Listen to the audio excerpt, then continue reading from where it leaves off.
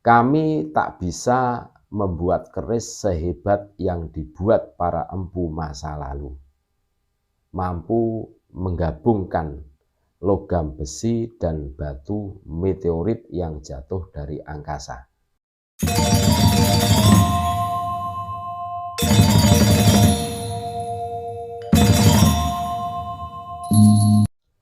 Assalamualaikum warahmatullahi wabarakatuh. Saudara-saudaraku sebangsa setanah air yang kami cintai, yang kami banggakan, yang kami muliakan dimanapun Anda berada, berjumpa kembali dengan kami channel Bejo Donya Akhirat. Sak bejo-bejane wong kang lali isih luwih bejo wong kang eling lan waspada dan tetap NKRI harga mati. Kalau kita mengacu kepada referensi ilmu, tidak ada rumusnya orang sekarang itu lebih ampuh dibandingkan orang tempo dulu dari segi apapun. Jadi generasi dulu kesini itu semakin keilmuannya, pengetahuannya kan gitu toh. Itu secara hakiki loh, secara hakiki itu semakin merosot dan merosot. Walaupun kelihatannya itu semakin canggih kelihatannya. Tapi di sisi lain, contoh hari ini kita megang HP. Apa-apa ada di dalam HP kita itu, apa-apa ada. Jadi seakan-akan HP itu mewakili pola pikir kita, mewakili otak kita. Kan seperti itu secara tidak langsung. Dan ini menjelma menjadi orang itu malas untuk menggunakan otaknya. Berbeda orang tempo dulu, ini selalu berpikir. Bahkan untuk mencari sesuap nasi, mereka itu bersusah payah. Orang tempo dulu dapat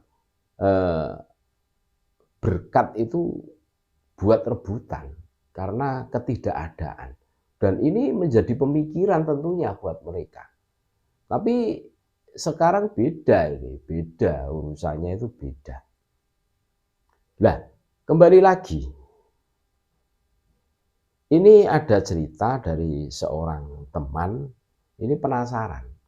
Di Jawa itu kan ada istilah pembuat keris yang terkenal dengan istilah empu. Nah, sang empu ini dari cerita teman saya ini turun-temurun. Maksudnya dari kakek buyutnya itu turun-temurun. Sampai sekarang ini masih dipertahankan profesi sebagai empu atau pembuat keris. Nah, dari percakapan teman kami ini ada yang menarik. Jadi ada yang menarik dari kata-kata sang empu muda ini. Kami tak bisa membuat keris sehebat yang dibuat para empu masa lalu, mampu menggabungkan logam besi dan batu meteorit yang jatuh dari angkasa. Kami tak tahu pakai teknologi apa para leluhur kami hingga bisa membuat dua senyawa antara batu, meteorit, dan besi menyatu. Pantas saja keris yang dibuat empu dan nenek moyang harganya tak ternilai. Nah ini loh. Jadi luar biasa. Empu-empu di era dulu nenek moyang kita itu bisa menyatukan unsur batu, meteorit, batu yang jatuh dari langit, digabung dengan logam, ya seperti baja dan besi itu dicampur. Nah ini sang empu muda ini tidak bisa menggabung antara batu meteorit dan logam besi tersebut. Sampai bingung ilmu yang dipakai nenek moyang kita itu apa dengan keterbatasan alat tentunya. Loh, seumpama dibandingkan alat empu dulu dengan empu sekarang itu jauh loh. Jauh mutakhir, jauh lebih baik era sekarang. Kan gitu tuh. Tapi ada sisi yang tidak bisa ditembus oleh pengetahuan era-era zaman sekarang. Nah, Ini loh yang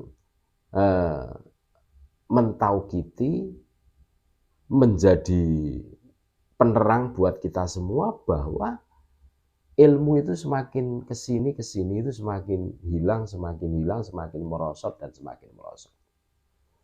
Bahkan kadar keilmuan orang-orang dulu dengan sekarang itu seumpama dibandingkan, ini tidak ada apa-apanya orang sekarang.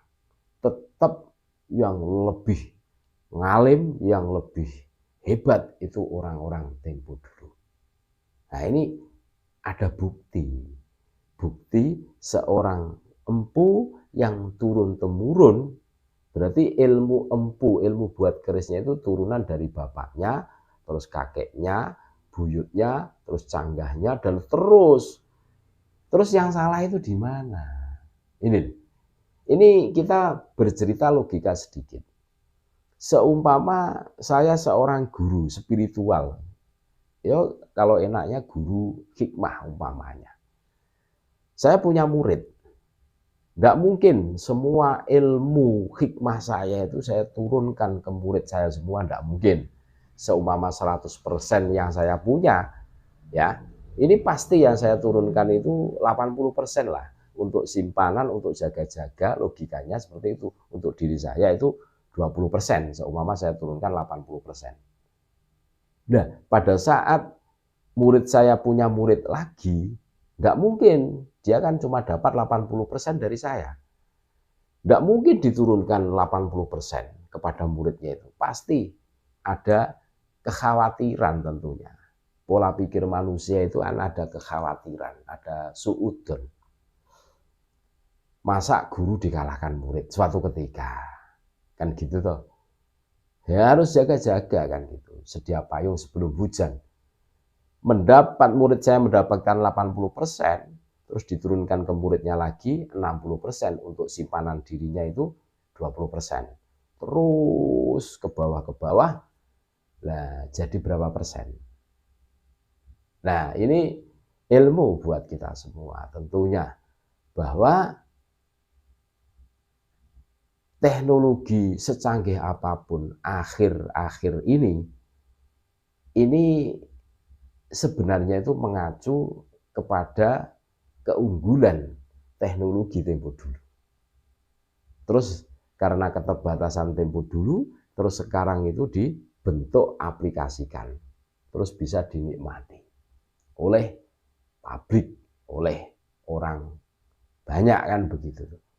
Nah ini pengetahuan yang luar biasa.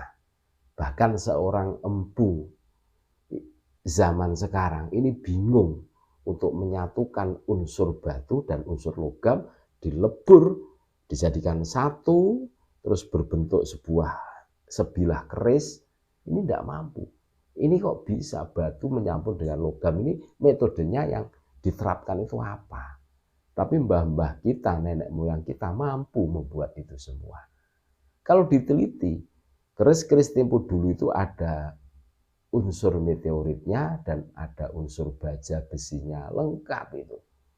Ngeri itu teknologi yang sangat luar biasa. Makanya keris-keris tempo dulu kesepuan, ya itu nilainya tak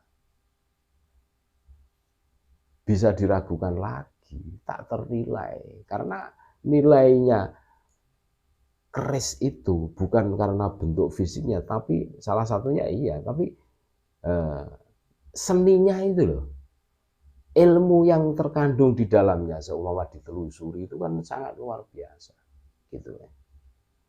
Itu luar biasa. Makanya penting pengetahuan seperti ini kita harus tahu, gitu. Makanya keris itu tidak bisa dikatakan besi, tidak bisa. Keris itu dikatakan batu, ya tidak bisa.